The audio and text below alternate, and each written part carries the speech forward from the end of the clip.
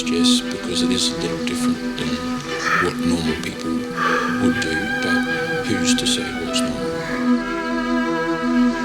Why do I hate and hate to say?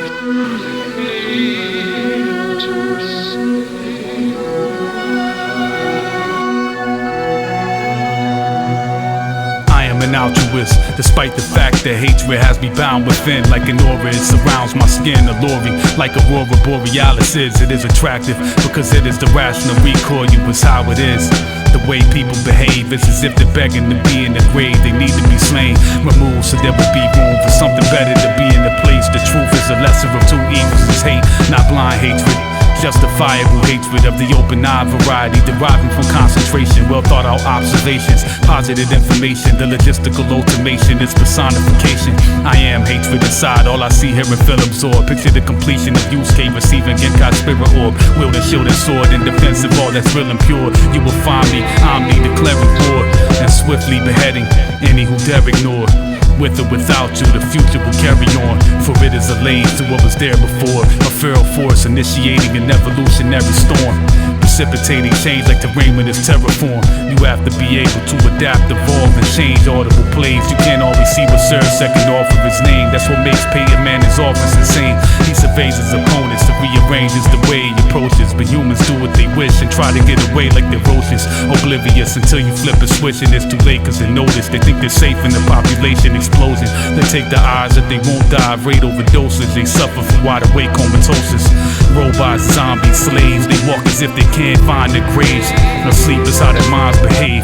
It's a crying shame, but as soon as the future arrives, it fades. It dies a day at a time, decays. It doesn't say goodbye or wave, it just dematerializes without leaving behind a trace. Nothing remains but memories, which are quite subjective, for they are formed by perspective when blueprints are finally erected.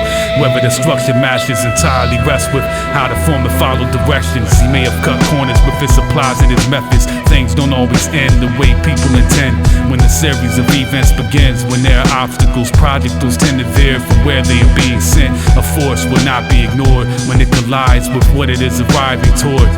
That which is unexpected will always realign the course. Adjustments can be made, but so can mistakes. I just wish to grow with the approach that cancer takes. Malignant in regard to persistence, I will not offer submission. My thoughts visit stars in the distance, and my mind trades scars for a mission.